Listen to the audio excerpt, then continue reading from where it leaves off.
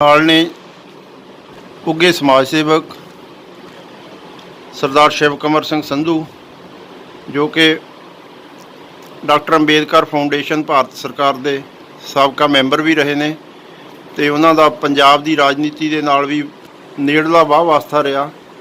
ਉਹ ਕਿਸਾਨੀ ਸੰਘਰਸ਼ ਦਾ ਜੋ ਅੱਜ ਖੇਤੀਬਾੜੀ ਦੇ ਬਿੱਲਾਂ ਦੇ ਪਾਸ ਕਰਨ ਦੇ ਸੰਬੰਧ ਦੇ ਵਿੱਚ ਵੱਖ-ਵੱਖ ਥਾਵਾਂ 'ਤੇ ਰੋਸ ਧਰਨੇ ਦਿੱਤੇ ਗਏ, ਉਹਨਾਂ ਦੇ ਵਿੱਚ ਸ਼ਮੂਲੀਅਤ ਕਰਨ ਲਈ ਸਾਡੇ ਇਲਾਕੇ ਦੇ ਵਿੱਚ ਪੁੱਜੇ ਸਨ।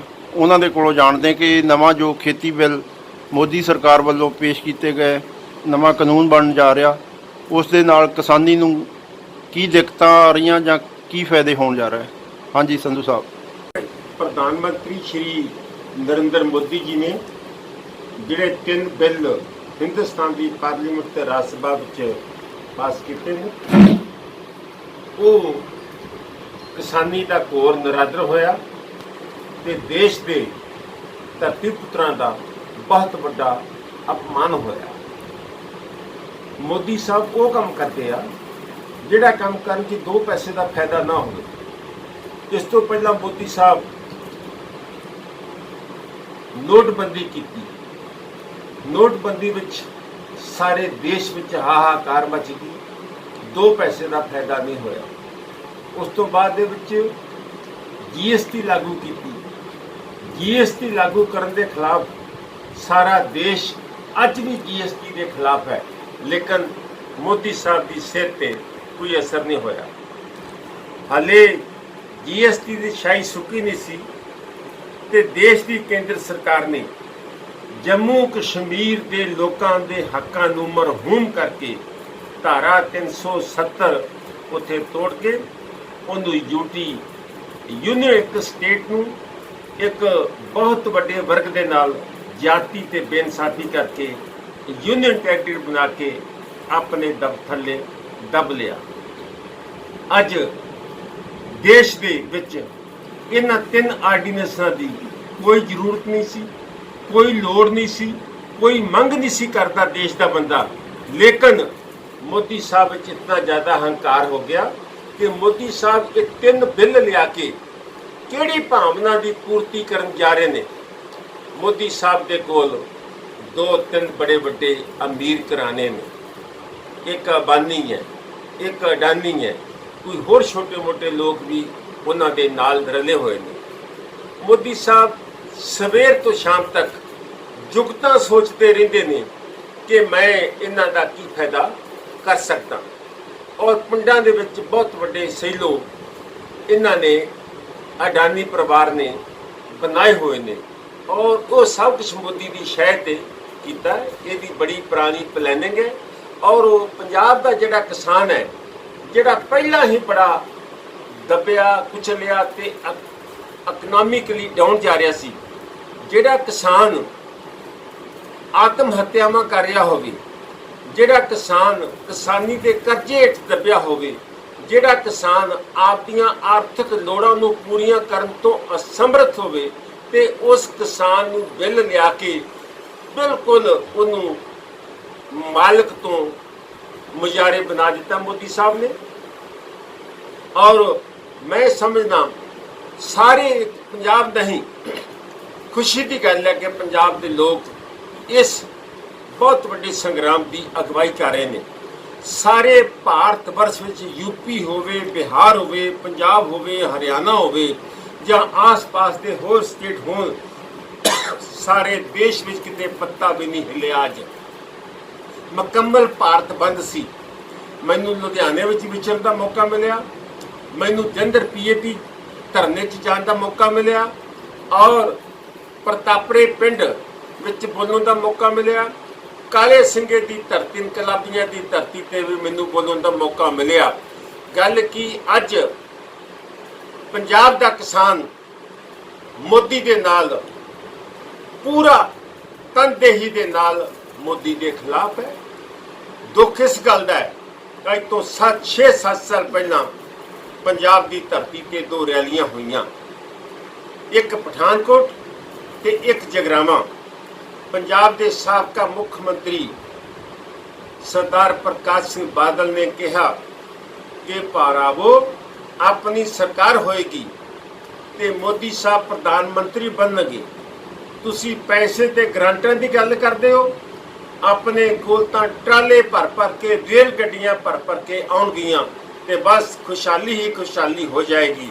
लेकिन मोदी साहब ने जदों दे प्रधानमंत्री बने ने पंजाब दे वास्ते फुੱਟੀ कौਡੀ ਦਾ काम करन दी कोशिश नहीं की, तां खीर थक हार के पहला बादल साहब ने इस बिल की हिमायत की, सुखबीर बादल ने इस बिल की हिमायत की, दोनों मियाँ बीवी ने पार्लीमेंट के विच उस बिल के हक च साइन किए, लोगों को प्रेरणा दी। जदों लग्या कि सारा पंजाब ते सारा खालसा पंथ मैदान च उतर आया तो इन्हां ने पार्लीमेंट चों बीबा हरसिमरत ने असीबा दे दिता।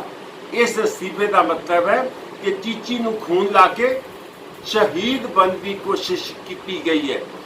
अज मोदी साहब ने किसानों की पग नूं हथ पाया, मोदी साहब ने किसानों नूं कंगाल करने की कोशिश की है।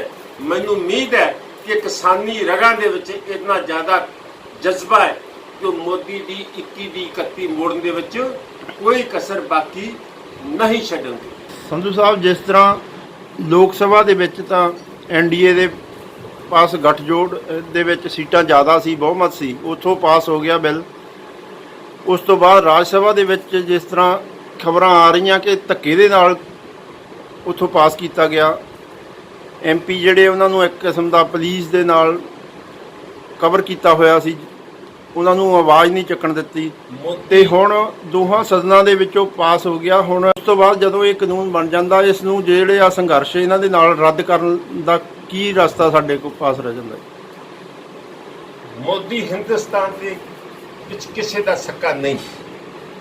ਸੈਂਟਰ ਦੇ ਵਜ਼ੀਰਾਂ ਦਾ ਕੰਮ ਧੰਦਾ ਚੈੱਕ ਕਰਨ ਦੇ ਲਈ ਉਹਨੇ ਫੀਸ ਰੱਖੇ ਹੋਏ, ਸਟੇਟਾਂ ਦੇ ਮੁੱਖ ਮੰਤਰੀਆਂ ਨੂੰ ਵੀ ਉਹ ਚੈੱਕ ਕਰਦਾ ਹੈ, ਆਪਣੀ ਪਾਰਟੀ ਦੇ ਕੰਮ ਨੂੰ ਵੀ ਕੰਟਰੋਲ ਵਿੱਚ ਰੱਖਣ ਲਈ ਉਹਨੇ ਅਮਿਤ ਸ਼ਾਹ ਦੀ ਜਾਂ ਆਪਣੇ ਹੋਰ ਬੰਦਿਆਂ ਦੀ ਡਿਊਟੀ ਲਗਾਈ ਹੋਈ ਹੈ।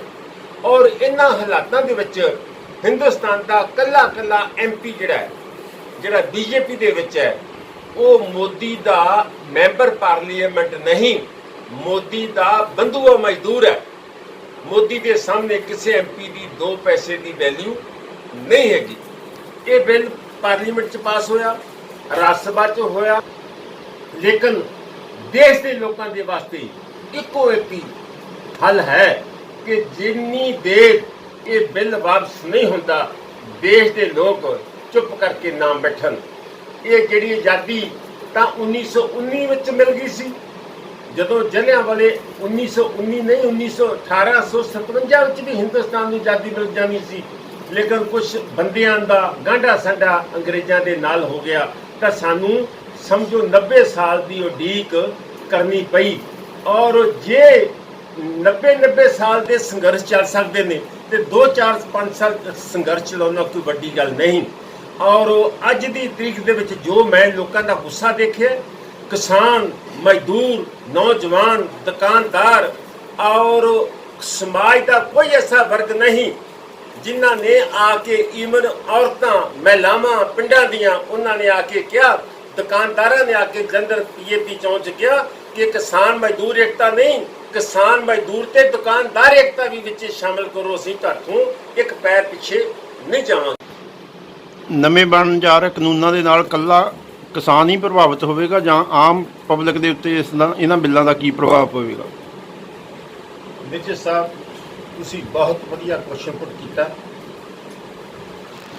ਇਹ ਸੰਘਰਸ਼ ਕਿਸਾਨੀ ਦੇ ਇਤਿਹਾਸ ਵਿੱਚ ਅੰਗਰੇਜ਼ਾਂ ਦੇ ਸਮੇਂ ਤੋਂ ਲੈ ਕੇ ਅੱਜ ਦੇ ਦਿਨ ਤੱਕ ਸਭ ਤੋਂ ਵੱਡਾ ਸੰਘਰਸ਼।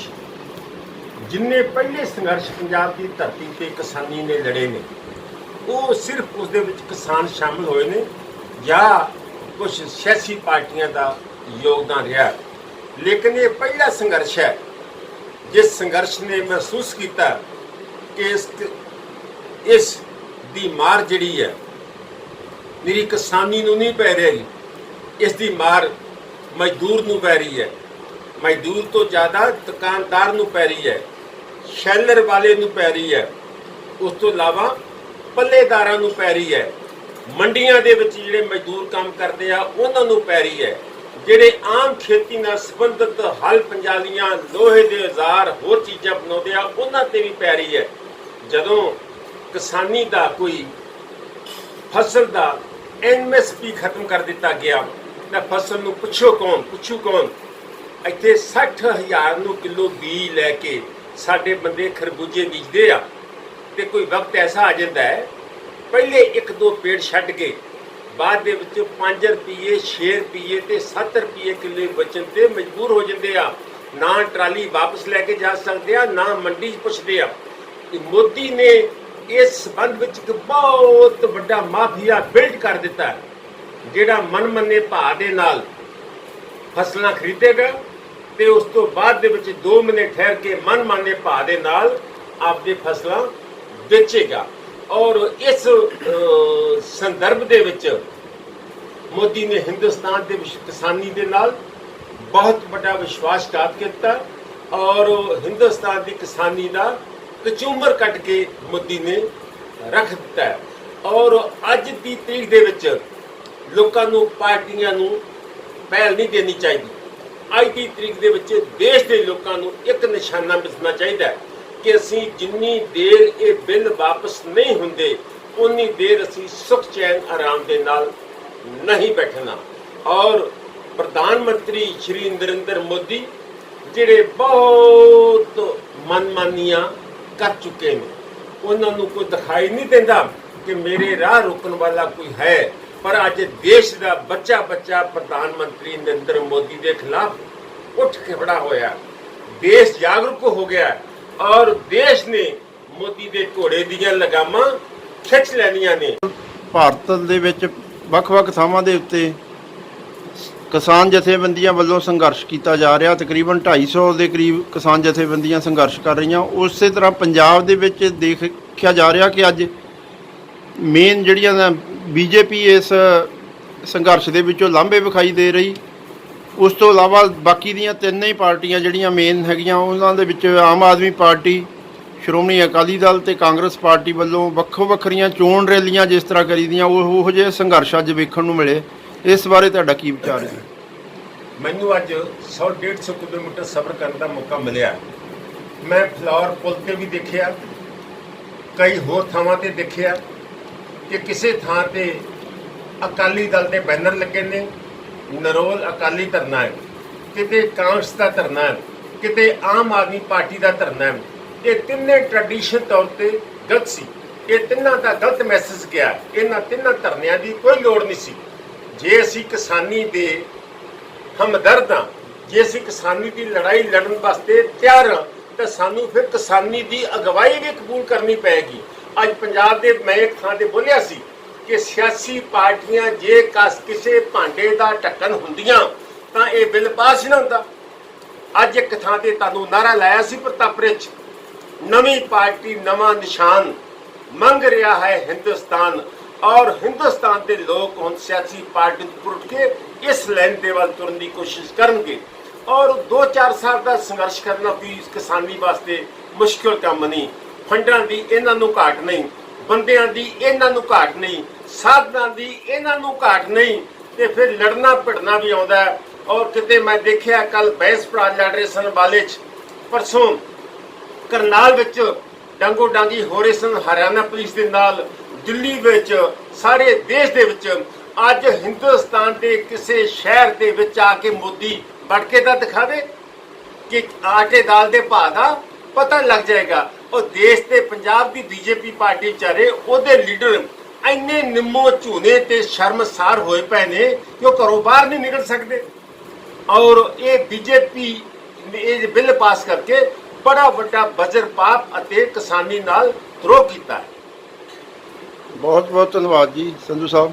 ਬਿਊਰੋ ਰਿਪੋਰਟ, ਆਵਾਜ਼ ਟੀਵੀ।